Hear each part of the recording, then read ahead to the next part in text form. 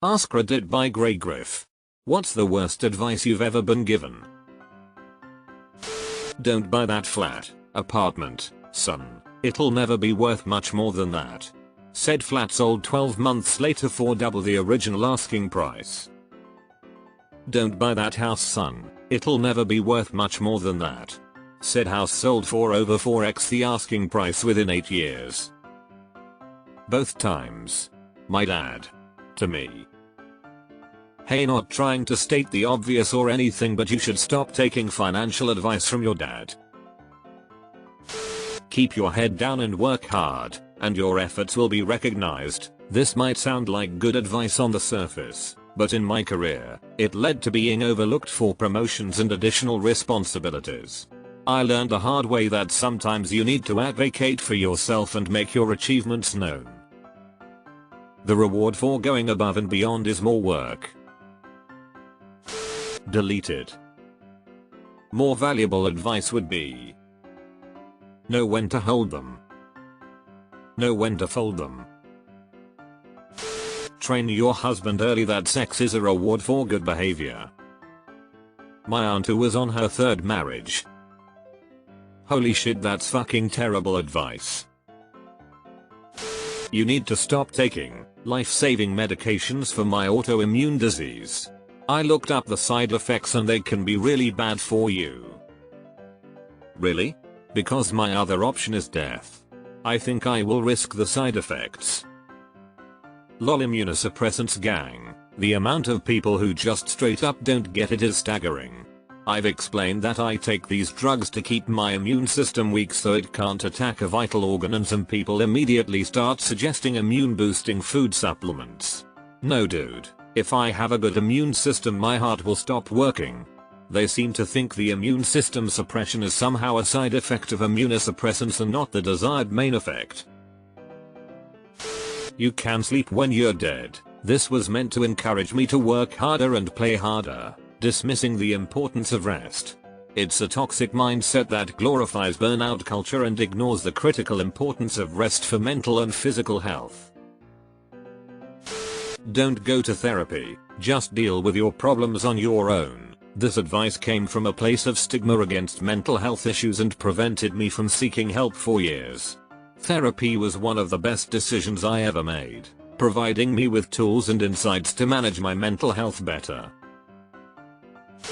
Just follow your passion, and the money will come. While it's important to do something you love, this advice is overly simplistic and ignores the realities of the job market and personal finance. It's crucial to balance passion with practicality and have a viable plan for making a living.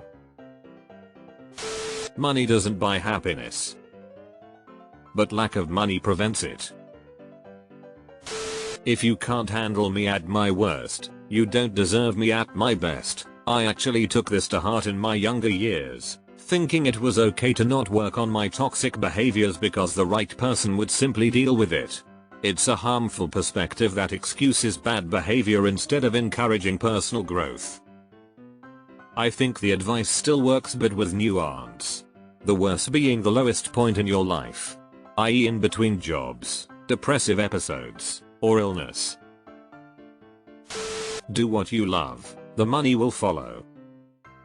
If people keep saying do what you love, like if so, many people haven't done what they loved and ended up on the street or in a bad situation. You should do what's logical and just as well. That high school would be the best years of my life, so enjoy it. From my uncle who peaked in high school. Even today at age 65 all he talks about is the girls he had in high school and winning the wrestling championship. As for me, high school was okay, but 26 years later I can say I hardly think about it, and it was not the best years of my life. I'm glad someone finally said it. Money doesn't solve your problem. Every problems I have in the past can easily be solved with money. Always agree with your boss if you want to advance your career. Early on, I was advised to be a yes man to get ahead. Not only did this stifle my growth, but it also prevented me from contributing valuable ideas and feedback that could have benefited the company. Authenticity and constructive feedback are often more valued than blind agreement. This is a personal one that I don't know if others received, but the everybody knows how to drive, every man loves PY, every adult wants a child, are just a few I've received. Yeah, I've started assuming that people who speak in absolutes are just telling on themselves. For example, you know who insists all men are creeps deep down? Creepy men. You have to be ruthless to succeed in business. I heard this when I was starting my first company, implying that I needed to step on others to get ahead. Not only is this morally dubious, but it's also untrue. Collaboration, integrity, and kindness have been far more beneficial to my success. Don't bother apologizing. It's a sign of weakness. This advice came from someone I once looked up to, and it couldn't have been more wrong. Apologizing when you're in the wrong is a sign of strength and character. It's how you repair relationships and grow as a person. Cut off birth control. Start a better diet and exercise every day. Depression gone before you know it. Of course, taking antidepressant pills is a much easier temporary solution, but it comes with a cost. https://www.reddit.com/r/mildlinteresting/8le05ixvu9 Did not expect that. Don't know what I was expecting, but not that. My parents told us not to buy a house in 2005. We had an opportunity to get into a house for $1,500 down and $700 a month. They didn't like that we didn't have 20% down. The rate wasn't that great. We did it anyway, flipped it in a year, bought another one and have been here since. If we hadn't done it when we did, we wouldn't have been able to do it at all. Go to college or you won't make anything of yourself. Glad this stigma is slowly fading. You need to get over this as soon as possible. Literally 1 hour after finding my mom's dead body. It was her half-brother. Came into my room, sat on my bed, saw me crying my eyes out etc and said that with a straight face. Never kicked someone out of my home as fast as I did that day.